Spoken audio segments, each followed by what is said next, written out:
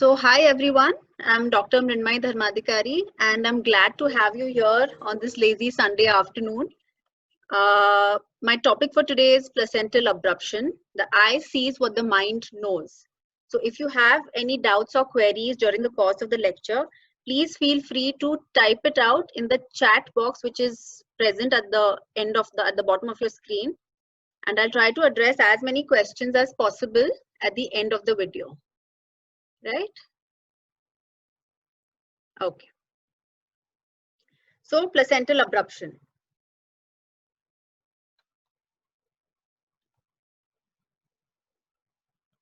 Just a minute.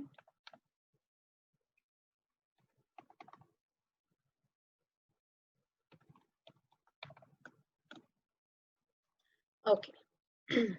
So placental abruption is a smaller part of a wider entity known as antepartum hemorrhage, which is defined as bleeding from or into the genital tract occurring during pregnancy after the period of viability until birth of the baby. So this is one of the most important causes of maternal mortality as well as morbidity. Okay, so this is what makes it so important, and you definitely need to know the management of antepartum hemorrhage, especially if you want to pass your PG exams. Okay. Moving on to causes of antepartum hemorrhage. There are many, but we are going to talk only about the first one today, that is abruptio placentae.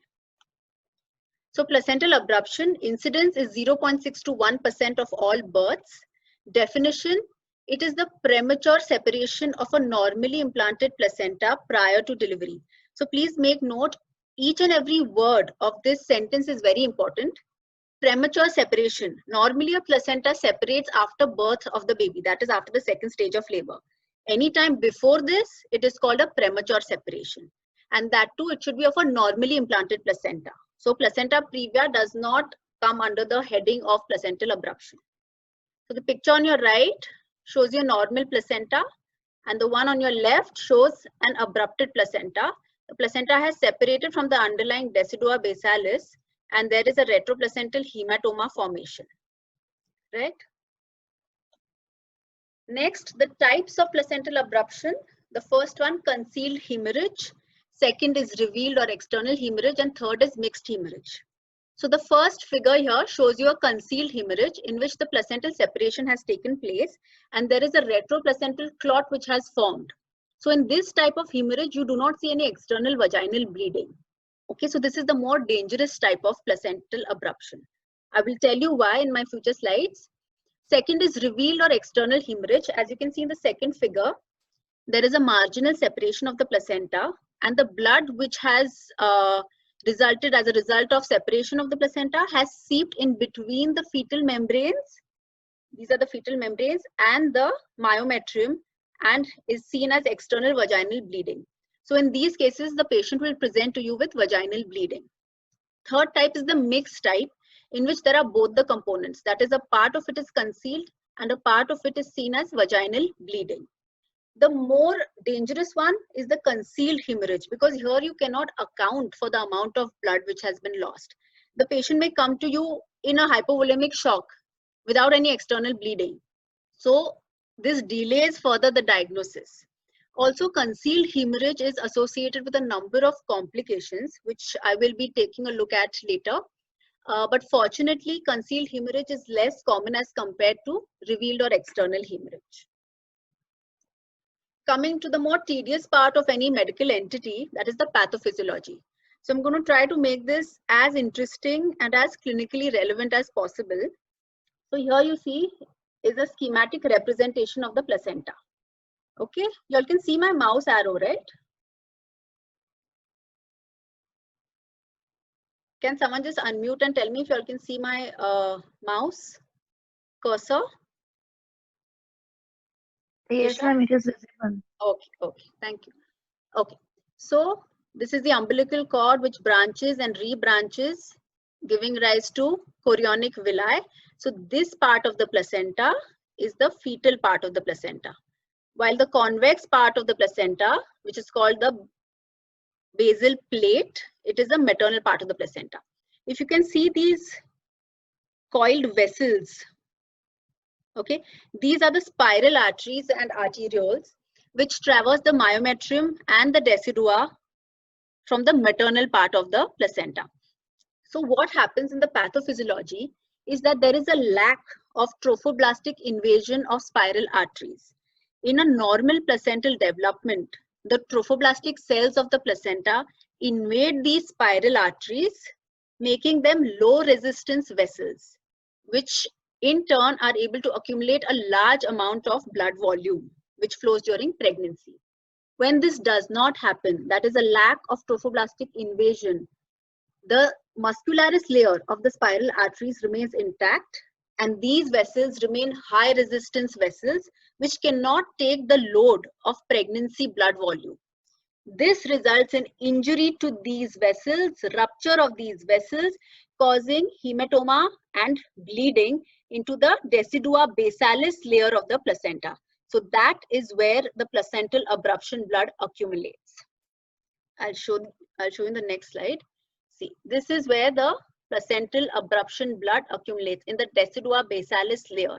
And this blood comes from the injured spiral arteries and arterioles, so it is a maternal blood. Okay. Interesting part of this is that this pathophysiology or etiopathogenesis, it is common to preeclampsia, eclampsia, chronic hypertension, gestational hypertension.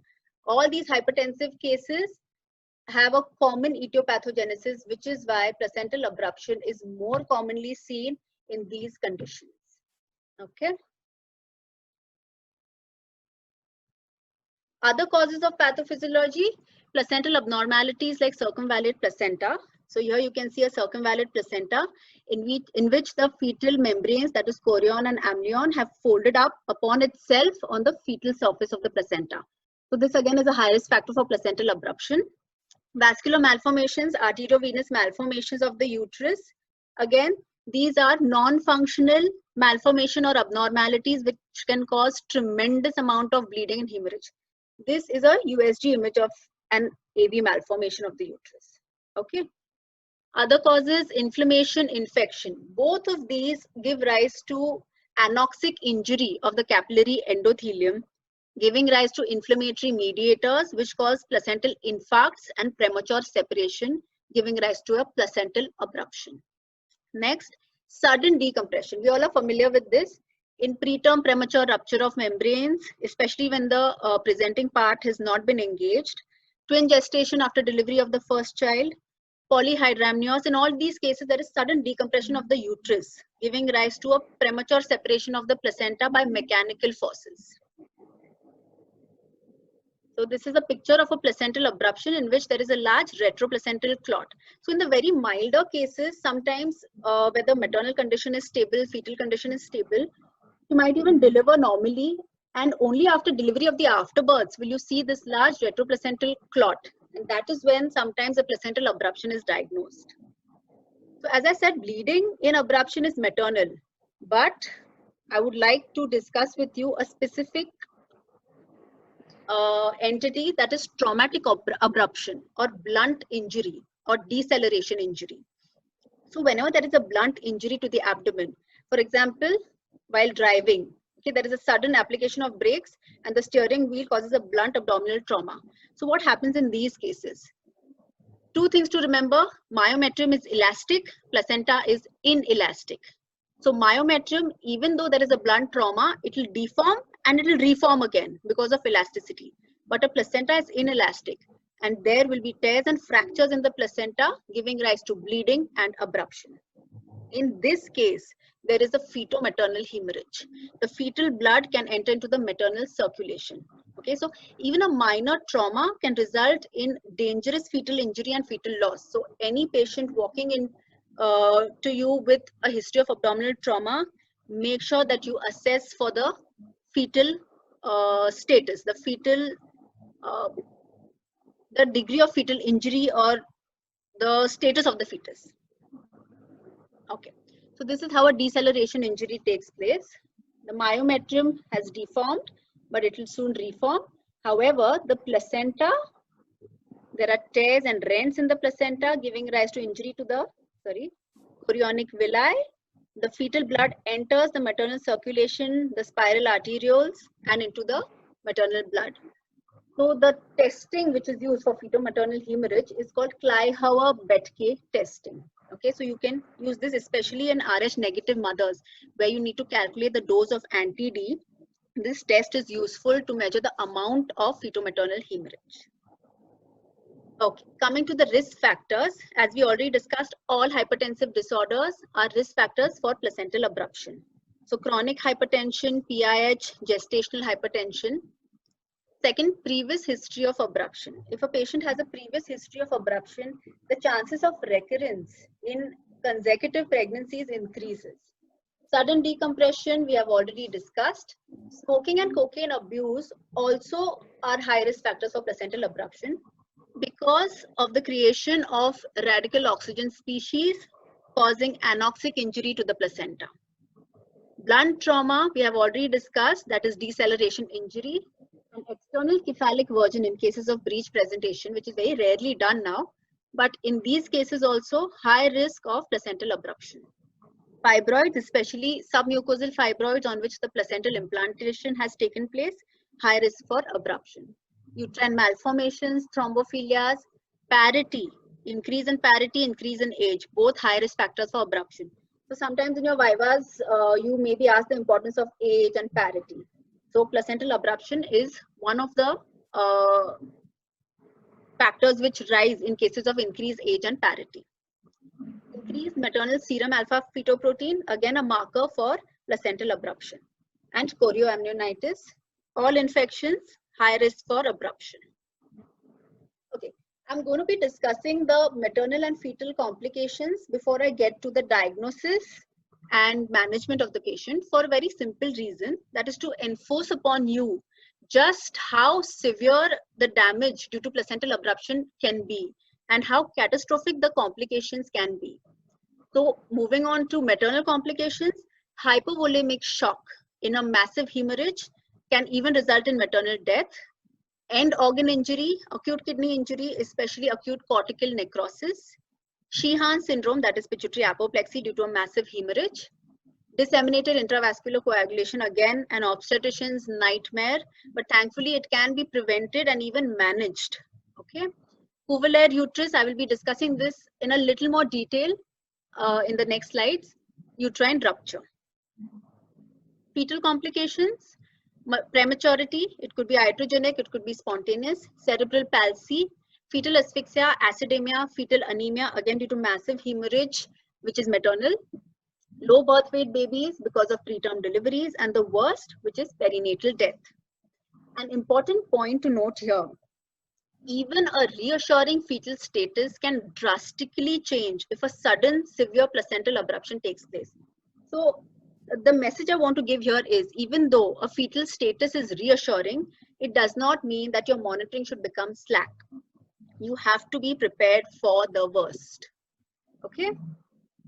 So disseminated intravascular coagulation, I'm going to be discussing this as a separate lecture soon, but in this case, I just want to tell you how DIC takes place in a case of placental abruption. Again, DIC is more common in cases of concealed abruption with a huge retroplacental hematoma. This causes entry of thromboplastic materials from the retroplacental hemorrhage into the bloodstream, which in turn activates the extrinsic coagulation pathway, giving rise to consumption of all the coagulation factors and uncontrolled hemorrhage. So you will have hypofibrinogenemia, there will be increased fibrin degradation products, increased in D-dimer. This can all be managed, however, but this is a very dreadful complication. So prevention is always better than cure. You can always prevent this complication by prompt management of the patient. So we'll come to the management. Cuvulaire uterus, another complication. Cuvulaire uterus was named after Dr. Alexander Cuvulaire, who was a French obstetrician. This again is a very common complication seen especially in concealed type of abruption. So there is hemorrhage into decidua basalis, hematoma formation. In concealed type, the blood accumulates, seeps into the myometrium and giving rise to the staining of the serosa, as can be seen. One point here, the finding of a cuvulaire uterus on its own without any associated complications is not an indication for obstetric hysterectomy. You need to keep this in mind, unless of course she is in atonicity giving rise to PPH, and an obstetric hysterectomy is absolutely necessary. Otherwise, a Cuvier uterus in itself, you do not need to take the uterus out. Okay, coming to the diagnosis. Diagnosis in placental abruption entirely depends on your clinical acumen. There is no single laboratory test which will tell you, okay, this is a placental abruption. You have to rely on your clinical skills. For that, you need to be very well acquainted with the clinical features, because most of them can be very misleading. First is vaginal bleeding. So all the causes of antepartum hemorrhage need to be taken into consideration, especially placenta previa. But in placenta previa, remember, the bleeding is painless, recurrent bleeding. In an abruption, generally the bleeding is associated with abdominal pain. That brings us to a second point, which is abdominal pain. Abdominal pain in abruption is continuous abdominal pain. It is a uterine tachysystole. It should be differentiated from labor pains, which are rhythmic and intermittent, okay, with periods of uterine relaxation. But in an abruption, especially with a large retroplacental hematoma, there could be tachysystole, uterine tenderness, and sometimes the size of the uterus is larger than the expected gestational age. Woody feel of the uterus, this again will come with a lot of experience, but yes, the feel of the uterus in abruption is woody. Coexisting signs of preeclampsia. You need to look out for signs of preeclampsia in a patient of abruption. Signs which include not just raised blood pressure, but pedal edema, brisk knee jogs, albuminuria. Why? Because in an abruption which has a massive hemorrhage, the blood pressure may be falsely low. So just because the blood pressure is low does not mean that she is not a preeclamptic patient. So you have to keep that in mind. Signs of coagulopathy like ecchymosis and petechiae. Fetal heart has to be auscultated. Reassuring, non-reassuring are absent. Depending on this, we will plan the mode of delivery. Blood test to be sent, complete hemogram, blood grouping cross-matching, reserve blood and blood products, inform the blood bank, liver function test, urea, creatinine, electrolytes, coagulation profile if you're suspecting that the patient is going into a disseminated intravascular coagulation, which includes a PT-INR, APTT, fibrinogen, fibrin degradation products, D-dimer, and this has to be, the platelet count has to be added in this coagulation profile. Next, coming to USG. Okay, negative USG findings will not rule out an abruption. So if on a USG, you find that there is no abruption, it does not mean that there is no abruption. Why? Because in a fresh abruption, when there is fresh blood formation retroplacentally, the echogenicity of that clot is almost the same as that of the placenta. So a USG will miss the diagnosis. But a USG can be used to localize the placenta, for the localization or the situation of the placenta, to rule out placenta previa, so that you can do a comfortable PV examination once placenta previa is out of the way. MRI has a greater accuracy, but should be used only where the diagnosis of abruption will change the management. Grading systems for abruption. So we have 4 grades, grade 0 being the least harmful, grade 1, grade 2, grade 3. So in grade 3, there is more than 50% of placental surface being detached, uterine tetany, severe bleeding, mother is in shock, experiencing coagulopathy, and the fetus is almost always dead. Okay. Differential diagnosis. Okay, so placenta previa, of course, is one of the differential diagnoses. Other causes of APH, which I have already discussed, also form a part of the differential diagnosis. Second, ruptured uterus will also present like an abruption with pain in abdomen, bleeding PV. Similarly, hematoma formation, rectus abdominis hematoma or a retroperitoneal hematoma, and other causes of acute abdomen, which includes the surgical causes like acute pyelonephritis, acute appendicitis. All of them will hamper your diagnosis, but you need to keep all of these in mind. Okay, I think this is the most important slide of the entire lecture, and it is practically very useful. The preliminary measures when the patient comes to you. Now, these are what is going to decide the ultimate outcome, that is the morbidity and mortality of the fetus as well as the mother. So first thing, what you need to do, call for help. No matter how efficient you are, you will always require help, because here all these points which I've enlisted have to be done simultaneously. So more the number of helping hands, better will be the management. Quick history needs to be taken. The vital parameters need to be measured: pulse, blood pressure, saturation. Give a left lateral position to the patient. Nasal O2 if the saturation is low. Wide bore cannula, depending upon the amount of bleeding, you can have 1 IV line or 2 IV lines. Blood should be sent for investigations and blood grouping cross-matching. Arrange for blood and blood products. Bladder catheterization, especially in cases of PIH and in cases of massive hemorrhage. For better charting of input and output. Start IV fluids. Start with crystalloid solutions like Ringer's lactate or colloid solutions to replace the amount of blood loss till your blood and blood products come. This is very important. Assess for vaginal bleeding, assess for the blood loss. Examination, for abdominal examination, auscultate the fetal heart, and you can do a PSPV after you have ruled out placenta previa. This brings us to the ultimate management, that is the mode of delivery. Okay, whether it should be vaginal delivery, whether it should be a cesarean section. So I've tried to simplify this a little. I've divided the patients into term patients and preterm patients. So let's look at term or near-term patients first. Term near-term patients with the fetus alive. If the fetal status is reassuring, the patient can undergo a vaginal delivery provided the maternal condition is stable. Contraindications to vaginal delivery, like any other obstetric contraindications, or if the mother's condition is unstable, or if the fetal status is non-reassuring, you need to take her up for a cesarean section. If the fetus is dead already, of course, you can try for a vaginal delivery provided the mother's condition is stable. Any other contraindications to vaginal delivery or obstetric indications for vaginal for cesarean section, patient needs to be posted for a cesarean section. Now in preterm patients, if the fetus is alive but less than 24 weeks with unstable mother, deliver the fetus. This requires extensive counseling of the mother as well as her relatives to tell them that since the mother's condition is not stable, the placenta needs to come out. The cause of her instability needs to come out, irrespective of the fetal condition. If the mother is stable, maybe you can manage her conservatively, but this requires strict monitoring. Anytime you feel the mother's status is deteriorating, deliver the patient. Fetus is alive more than 24 weeks, again assess. Non-reassuring fetal status, unstable mother, deliver by cesarean section. Reassuring fetal status and stable mother, you can manage conservatively, give steroids, but a close monitoring of the fetus and mother has to be undertaken. You can pull her up to at least 34 weeks, if not 37, 38 weeks.